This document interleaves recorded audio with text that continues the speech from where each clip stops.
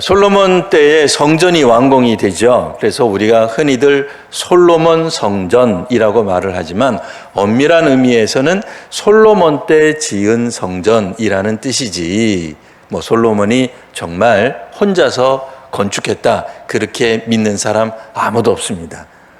그러니까 솔로몬 때에 하나님이 허락하셔서, 하나님이 예비하셔서 솔로몬이 그 영광을 누리게 된 거죠. 실제로 솔로몬이 성전을 엄청나게 지었죠.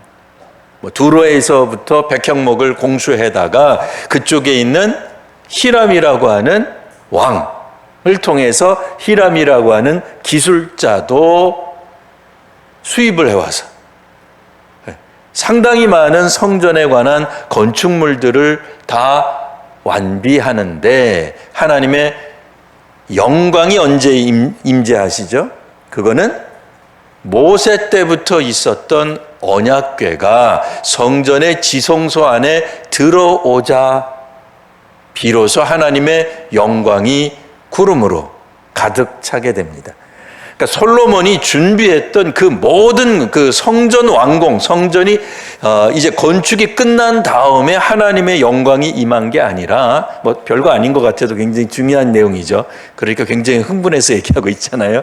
그러니까 성전을 다 준비했는데 비싸게 노수로도 만들고 금으로도 만들고 이것저것 갖다 놓고 솔로몬이 성전을, 뼈대를, 건축물을 완공했는데, 완공했어도 하나님의 영광이 임하지 않았다 이거예요. 언제 임했느냐? 다 완공된 다음에 성전 안에 있는 지성소에 뭐가 들어갔을 때? 언약궤가 안치되었을 때, 언약궤가 들어갔을 때. 언약궤는 솔로몬이 만들지 않았어요. 언약궤는 모세 때 만든 거예요. 그러니 출애굽 백성들이 이미 하나님께서는 그때부터 이스라엘 가운데 성전을 지을 마음, 계획을 가지고 계셨던 것뿐이에요. 그러니까 솔로몬 성전이라는 말은 문자 그대로 솔로몬이 주도해서 솔로몬이 계획해서 그렇게 생각하시면 어불성설, 말도 안 되는 얘기예요. 하나님의 영광은 솔로몬의 그 건축물에 임한 게 아니라 정확하게는 언약궤 위에 임하시는 거예요. 그러니 솔로몬은, 근데 그걸 보고도 솔로몬은 질투하거나 속상해하지 않아요. 하나님, 내가 이렇게까지 잘 만들어 놨는데 그때는 가만히 계시다가, 아이 그래 우리 할아버지, 이거는 그냥 3대 4대도 아니죠. 한참 저 할아버지 뻘대는 모세 때 지은 언약궤가 들어오자 그제서야 임하십니까? 라고 질투하지 않아요. 자기 역할이 어딘지 아는 거예요. 근데 그것만 해도 굉장히 영화로운 거예요. 사실 겸손한 사람이 은혜를 받습니다. 하나님, 나는 성전을 지을 만한 자격이 있습니다. 나는 이거를 할 만한 충분한 자질이 있습니다. 내가 아니고서 누가 성전을 짓겠습니까? 라고 떠버리는 사람에게 하나님이 은혜를 주시지 않으세요. 비록 아버지 때부터, 다윗 때부터 시도했던 것이 이제 그 아들 때에서 이루어지지만 하나님이 이미 다윗에게 말씀하셨어요. 다윗, 너의 마음은 내가 기쁘게 받으나 다윗, 네가 아니라 너의 아들이 지을 것이다. 근데 아들 중에도 우리 다 아시잖아요. 왕이 되려고 여러 명이 출마했어요. 아버지를 왕궁에서 내쫓기도 하고, 왕궁 바깥에서 왕의 즉위식을 자기들끼리 하기도 하고, 솔로몬이 왕이 되는 거는 이건 쉬운 일이 아니었어요. 따놓은 당상이 아니었어요. 그런 의미에서 솔로몬은 이 모든 일들이 하나님께서 하시고, 하나님께서 인도하시고, 하나님께서 역사하셨다는 것을 알았습니다. 그래서 지성소 안에 언약궤가 들어갔을 때 하나님의 영광이 구름으로 가득 차는 모습을 보고 그 자리에서 기도했던 거죠. 그러니까 그 기도의 내용이 8장에 나오는 거예요. 굉장히 짧게 설명한다는데 길게 설명했습니다. 근데 그 내용이 이제 하나님 우리가 왕이 되었던 국민이 되었던 백성이 되었던 이 성전을 향해 기도하거든 하나님 들어주십시오 하고 7가지 내용을 이야기를 해요. 그 7가지 내용은 첫 번째가 우리 안에 분쟁이 생겼을 때, 누가 선의와 악인지 잘 모르겠어요. 우리말에 시비라는 말이 있습니다. 시비가 붙었다. 원래는 시시비비죠. 그러니까 누가 옳고 누가 그른지를 가려야 되는데 시비가 붙으면 이게 쉽지가 않아요. 사실은 평화가 깨진 상태죠. 그러니까 그럴 때에 누군가가 성전을 향해 하나님께 기도하거든 하나님 들어서 응답해 주십시오. 두 번째는 패전했을 때, 세 번째는 가뭄이 들었을 때, 네 번째는 재앙과 질병이 이 땅 위에 창궐할 때, 다섯 번째는 이제 이방인의 강구가 나옵니다. 조금 이방인의 강구는 뭔가 싶기도 합니다만, 우리 한번 다시 계속 보시면은요, 오늘 본문에는 전쟁에 나갈 때와 마지막 7번째로 우리가 포로되었을 때, 혹 포로된 사람들이 포로로 끌려간 그 땅에서 우리의 죄를 깨닫고 성전을 향해서 하나님께 기도한다면 하나님 응답해 주십시오 라고 하는 얘기입니다. 그래서 오늘 본문, 오늘 설교 제목이 그 성전을 향해 기도하거든. 그러니까 성전에서 기도하는 게 아닙니다. 성전을 향해서 기도하는 거예요. 왜 그럴까요? 전쟁하러 나갈 때에 성전에서 기도할 수 없잖아요. 패전했는데 성전에서 기도할 수 없어요. 이 7가지 경우가 대부분 어떤 경우냐면, 이방인의 기도는 조금 다르게 생각해야 되겠습니다만, 일반적으로 그러니까 이방인은 사실은 성전으로 들어갈 수 없어. 성전 안에 못 들어가니까 그렇고요. 기본적으로 이 7가지 경우는 대개 불행과 연관이 있어요. 우리도 아프거나 힘들거나 삐지거나 우리끼리 싸우거나, 그럼 교회 나올 수 있어요? 못 나와요. 우리끼리 싸웠는데, 회장님하고 싸웠는데 속 상해가지고 안 나가요. 저 사람도 저것도 그냥 건설하고 에이씨 그러면서 안 나가요. 제 얘기가 아니고 예. 우리가 분쟁 중이에요. 근데 언제 성전에 와서 세상 이렇게 정말 어렵게 살잖아요. 우리 치열하게 살아갑니다. 오죽하면 심지어는 학교도 전쟁이고, 학교 다니는 것도 전쟁이고, 직장 가는 것도 전쟁이에요.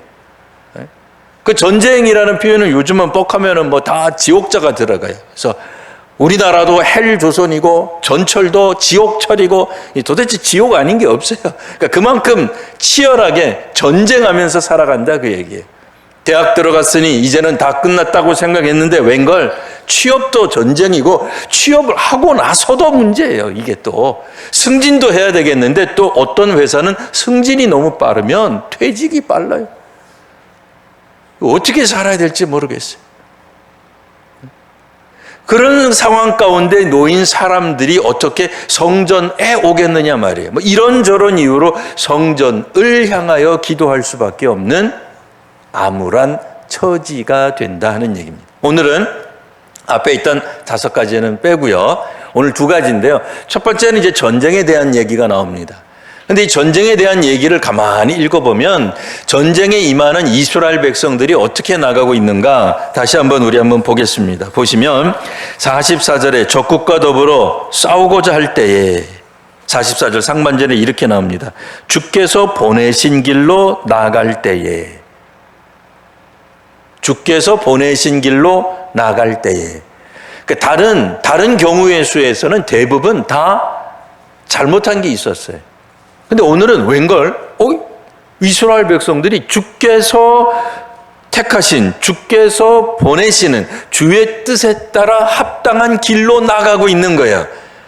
그러니까 마치 선지자를 통해서, 제사장을 통해서 하나님, 우리가 이번 전쟁에 나가리까? 나가면 어느 길로 나갔으면 좋겠습니까? 적을 앞에서 맞이할까요? 아니면 측면에서 공격할까요? 아니면 뒤에 후방에서 공격할까요? 이걸 하나님께 물어본 거예요. 잘한 거죠. 굉장히 잘한 거죠. 하나님 말씀에 순종하고 있는 거예요. 근데 놀랍게도 어떤 일이 벌어져요? 그때 기도할 때에 주는 하늘에서 들으시옵소서 되어 있으니, 이번 전쟁은 우리가 무슨 생각이 들어요? 이겼겠구나라고 흔히 생각이 되는 거예요. 그러면 그렇지. 이번에 우리 한국이 어떤 나라랑 축구를 했는데 기가 막히게 이기더라고요. 그럼 그렇지. 대한민국 아직 살아있단 말이에요. 그런 느낌이 드는 것처럼 이스라엘 군대가 나갔는데 어떻게 나가요? 하나님이 보내시는 길로 나아가니, 교회가 하나님 보내시는 길로 나아가니, 성도가 하나님 보내신 길로 하루를 살아가니 그 날은 어떻게 돼야 되겠어요? 복된 삶, 축복이 넘치는 삶으로 살아야 되지 않겠습니까? 그런데 이 7가지 경우에서에 들어갔다는 거 아니에요? 근데 7가지 경우에서는 대부분 뭐라 그랬어요? 사실은 암울하다 그랬어요. 성전에 못 올 만큼 암울한 거예요. 왜 암울해요? 사실은 전쟁한다는 것 자체가 평화가 깨진 거예요. 국제 간에 어떤 힘의 균형이 깨진 거예요. 우리가 얕보였던지 아니면 우리가 무슨 문제가 생겼든지 그 가운데서 그나마 전쟁에 나갈 때 하나님의 뜻을 묻고 나아가는 것뿐이지, 전쟁이 발발하게 된 이유는 그다지 좋은 현상은 아니에요. 그리고 우리는 흔히 생각하기에 이번 전쟁에서 이길 것 같은데 7번째 지금 기도하게 되는 상황과 연이어서 읽으면, 그러니까 따로따로 읽으면 그렇게 안 보이지만은요, 7번째 패전에서 포로로 끌려간 걸 보면 어떻게 되겠어요? 하나님의 뜻에 합당하게 전쟁을 치르러 나갔는데도 졌다 그 얘기예요. 저도 어떻게 졌어요? 완전히 져버렸어요. 그래서 포로로 끌려갔다는 것 아닙니까? 역대 포로로 끌려가는 건 누가 포로로 끌려가려고 그랬어요? 왕족, 귀족, 장인들, 이런 사람들이 끌려갑니다. 그러니까 저 같은 사람은 끌려갈까요? 안 끌려갈까요? 안 끌려가요. 근데 고대 사회에서 왕족은 필수적으로 끌고 가야 된다 그랬죠. 왜요? 왕족이나 귀족은 끌고 가지 않으면 문제가 생기는 게, 이 사람들이 나중에 모여가지고 다시 반란을 일으킬 수 있는 거예요. 나라를 세울 수 있는 거예요. 저 같은 사람은 아무리 가도 공시잖아요. 공이에요, 공. 왕족이 아니라고요, 저는. 우리 조선조로 말하자면 혹시 여기 전주 이시성이신 분이 있으십니까? 그분들이 끌려가는 거예요. 왜? 왕족이거든. 에? 갑자기 뿌듯해하지 마세요. 아니, 조선조 때 그랬다는 거지 지금 그렇다는 게 아니에요. 그래.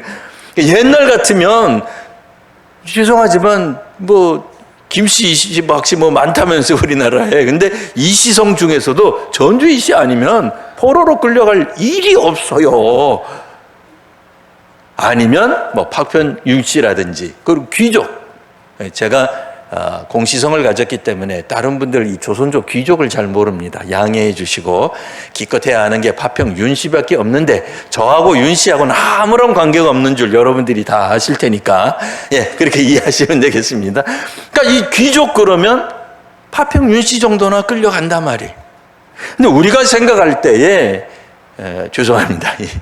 이 좋은 게 아니었어요. 이 전주 이씨나 조선조 때, 다시 한번 말씀드립니다. 조선조 때 전주 이씨나 파평윤 씨 같이 이런 분들이 혹 우리 일본과 싸워가지고 혹은 중국과 싸워가지고 포로로 끌려갔다고 상상해보는 겁니다. 그런 전쟁 없었습니다. 없었는데 상상해보는 거예요. 그러면 그 사람들은 오늘날 우리들 시각으로 보면 뭐예요? 전쟁에서 진 사람들이죠. 전쟁에서 진 정권이죠. 책임져야 마땅하죠. 근데 오늘 성경에 보면은 뭐라고 나와 있냐면, 포로로 끌려간 사람들이 끌려간 그곳에서 그들의 죄악을 깨닫고, 내가 제대로 통치를 못해서, 다스리지 못해서, 귀족 역할 못해서 나라가 이 꼴이 됐구나, 절단이 났구나, 망했구나, 왕조가 무너졌구나, 백성들이 고통을 받는구나, 젊은이들이, 생때 같은 젊은이들이 다 죽었구나, 이거를 깨닫고 놀랍게도 어디서 기도하기 시작해요? 끌려간 곳에서.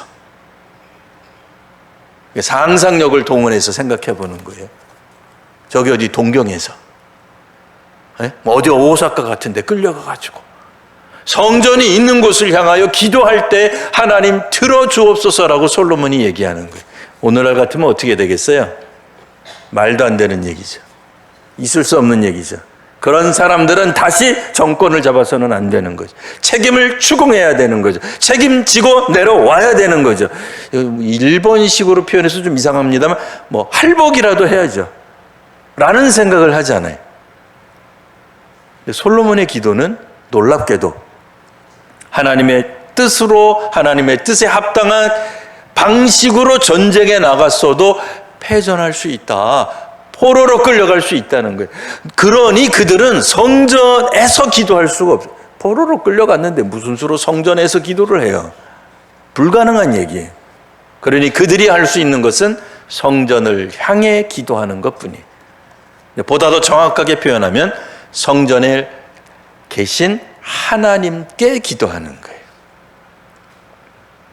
놀랍게도 이 솔로몬이 기도한 이 7가지 경우의 모든 패턴이 다 비슷하게 나오는데, 만일 누구든 어떤 상황이든, 심지어는 이방인조차, 성전 안에 들어가지도 못하는 이방인조차 기도한다 하더라도, 혹은 우리가 이방인의 땅에 끌려간 상황 가운데, 민족의 죄인이죠. 역사의 죄인이죠. 그런데 그 역사의 죄인이 기도할 때 하나님은 응답해 주옵소서라고 간구하는 거예요. 솔로몬이 이런 얘기를 합니다. 46절, 범죄하지 아니하는 사람이 없사오니. 밑줄 짝. 밑줄 치셔야 돼. 밑줄 짝. 범죄하지 아니하는 사람은 없습니다. 안타깝게도. 우리가 생각할 때는 저 사람 같으면 우리 민족을 살릴 것 같고 우리 공동체를 살릴 것 같고 이 시대의 역사에 새로운 어떤 이정표가 될 것 같다는 생각이 듭니다만, 안타깝게도 그거는 위인전에나 있는 겁니다. 이 땅에 있는 모든 위대한 성인들, 위대한 민족 지도자들을 제가 폄하하겠다는 얘기가 아닙니다. 얼마 전까지만 하더라도 이스라엘이 전쟁에서 이겼다는 거예요. 항상 이겨왔어요. 그런데 이번에도 하나님의 뜻 합당하게 전쟁에 전투하러 나갔는데 웬걸 대패했어요. 우리가 생각할 때는 우리의 패망은 뭡니까? 우리의 질병은 뭡니까? 우리가 이 땅 위에 재난이 온다는 건 뭘 의미해요? 하나님의 심판이죠. 하나님의 저주죠. 그래서 재앙이 임한 겁니다. 그것이 자연재해든 혹은 인재든 사람이 잘못됐던 무엇이 됐던 하나님이 우리에게 복을 안 주신 거예요. 사람은 슬퍼할 수밖에 없어요. 재앙으로 죽어갑니다. 질병으로 죽어갑니다. 포로로 끌려갔고, 끌려간 사람들은 그나마 형편이 나은 거죠. 왜요? 나머지 사람들은 전쟁터에서 죽거나 여전히 이스라엘 땅에서 남아서 착취당하거나, 혹은 외적의 어떤 그런 공격을 피해가지고 이리저리 제3국으로 도망치거나 그런 거 아니에요. 이 민족의 희망이 어디 있습니까?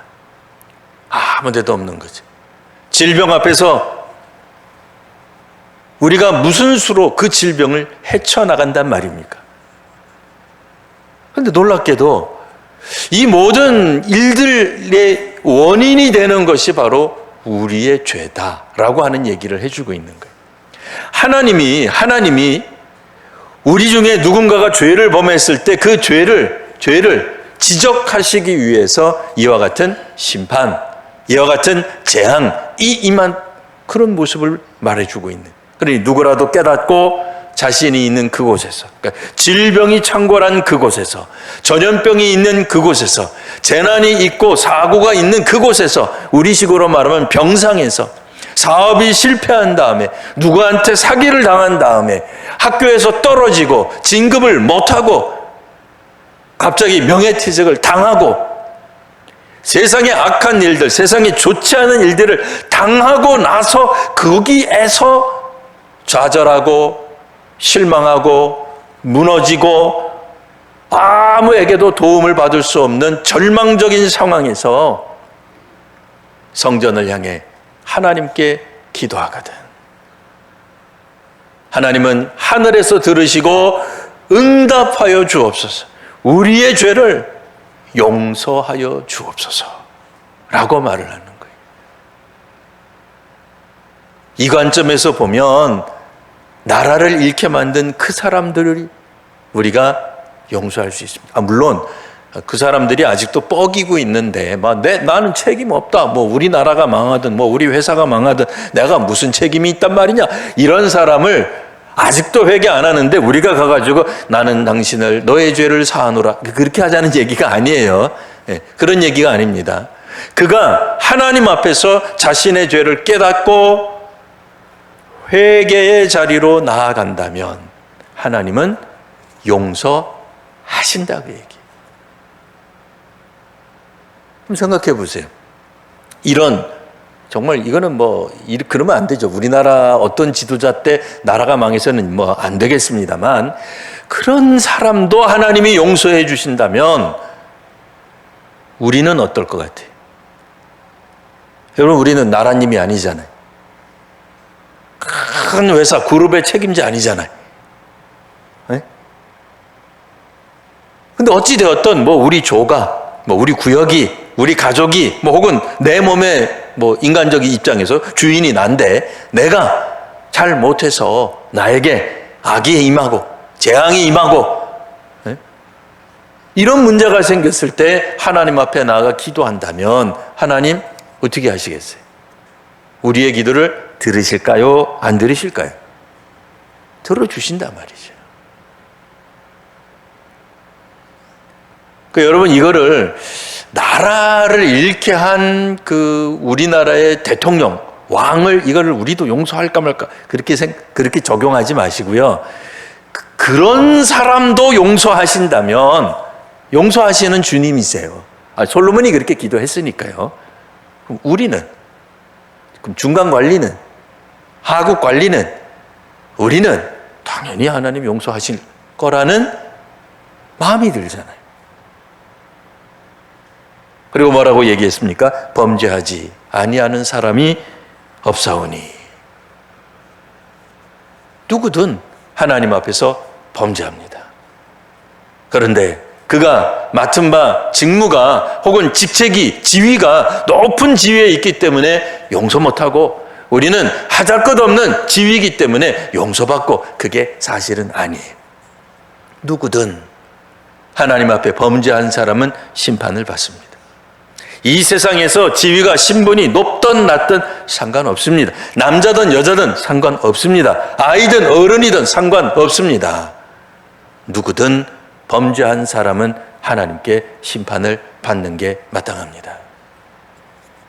한편 범죄한 사람이 자기의 죄를 깨닫고 하나님 앞에 나아가 이제 성전에 지금 있을 수가 없어요. 어떤 형편이든, 병에 걸렸던, 쫓겨났던, 포로로 끌려갔던, 그러니까 성전에서 기도는 못하지만 성전을 향하여 우리가 나침반을 가지고 정확하게 딱 맞추라는 얘기 아니잖아요. 이거는 성전에 계신 하나님께 기도한다면 하나님은 그곳에서, 우리가 있는 그곳에서, 하나님을 부르는 그 장소에서 하나님은 들으십니다. 놀랍게도 하나님은 성전에서 들으시는 게 아니라 어디서 들으세요? 하늘에서 들으신다 라고 나오는 거예요. 그러니까 상징적으로 언약궤 때문에 하나님이 구름으로 성전에 임재하셨으나 하나님을 성전 안에 가두어 두거나 모셔 있는 게 아닙니다. 성전에 하나님이 계심을 상징적으로 보여주신 거예요. 하나님은 어디에나 계세요. 그걸 어떻게 표현했어요? 하늘에 계신다 라고 표현을 한 거예요. 그러니까 우리가 있는 그곳이 어디든지 간에 실패의 자리이든 눈물의 자리이든 질병의 자리이든 남들이 볼 때는 우리의 신이, 너희의 신이 너희를 보호하지 않고 그렇게 절망 가운데 밀어 넣었을지라도 그곳에서 기도하기 시작하면 하나님이 들어주신다라고 솔로몬이 기도하는 거예요. 자기가 지은 성전에 언약궤가 오자. 언약궤는 뭐예요? 성전의 중심이죠. 언약궤는 뭐가 들어있어요? 하나님의 두 돌판, 십계명이 들어있어요. 하나님이 직접 만드신 계명 가운데 하나님이 임재하세요. 그리고 그 계명을 지키려는 사람에게 하나님 임재하십니다. 하나님은 이 건축물로서의 예배당, 교회에 임재하시기도 하지만 동시에 하나님이 살아계심을 믿고 하나님께 나아가는 자에게 하나님의 말씀을 붙잡고 하나님께 순종하겠다고 결단하고 헌신하는 그 사람에게 100% 순도, 100% 헌신은 못해도 그래서 겸손한 사람에게 하나님, 저의 헌신도를 아시지요? 100% 못하고 있습니다. 여러분, 놀랍게도 100% 헌신하는 사람 치고 겸손한 사람이 없습니다. 하나님, 나는 자격이 있습니다. 나는 지도자 될 만합니다. 라고 생각하는 사람이 어디 그 속에서 겸손을 찾을 수 있겠어요? 근데 놀랍게도 정말로 우리가 아무리 생각해도 겸양 떠는 게 아니에요. 억지로 겸손한 척하는 게, 겸손은 자기를 꿰뚫어 보는 힘이 있습니다. 그래서 우리가 순도 100% 순종하지 않는 미약한 존재임을 아는 거예요. 알기 때문에 겸손해질 수밖에 없는 거죠. 억지로 쥐어짜서 사실 나는 첫 번째가 되고 싶은데 끝이 돼야 첫 번째가 되리라 하니까 에이, 저게 뭘 할 줄 안다고요. 저는 그냥 미약합니다. 저는 꼬리입니다. 저는 작은 자입니다라고 거짓 겸손이 아니라 난 아무리 생각해봐도 우리 공동체 중에 이 세상 가운데서 제일 잘 못 믿는 사람 같습니다. 그런데 바로 그 사람에게 하나님이 역사하시는 거예요. 그러니까 오늘 말씀은 자기를 철저하게 깨닫고 우리의 무능력을 고백하고 하나님 앞에 나아가 하나님, 다시 우리를 회복시켜 주십시오. 하나님만이 우리의 힘입니다. 우리의 반석이시오, 우리의 피난처 되십니다. 라고 고백하는 기도를 말하는 거예요.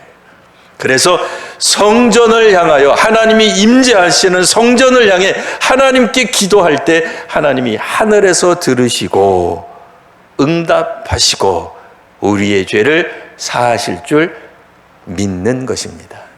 오늘 다시 한번 우리 주님 앞에 나아가는 우리 겸손해서 순종하기를 결단하는, 그래서 헌신하는 우리 귀한 성도님들, 우리 모두가 되시기를 바랍니다. 기도하겠습니다. 하나님, 오늘 다시 한번 저희를 살펴봅니다. 범죄하지 아니하는 사람이 없사오니 저희의 연약함을 아시는 주님, 저희가 온전히 순종하지 못함을 주께서 아십니다. 저희들의 죄 때문에 우리 가운데 질병도 생기고 기근도 생기고 어려운 일도 생기고 전쟁도 터지고 온갖 나쁜 것들이 일어난다고 우리가 보게 될 때 이제 하나님 앞에 나아가 간구하게 하여 주옵소서. 오로지 하나님이 우리의 피난처시오 힘이시오니 저 높은 곳을 향해, 하늘을 향해 계시는 우리 주님께 기도하는 이 교회와 사회가 되게 하여 주옵소서. 거룩하신 우리 구주 예수님 이름으로 기도합니다. 아멘.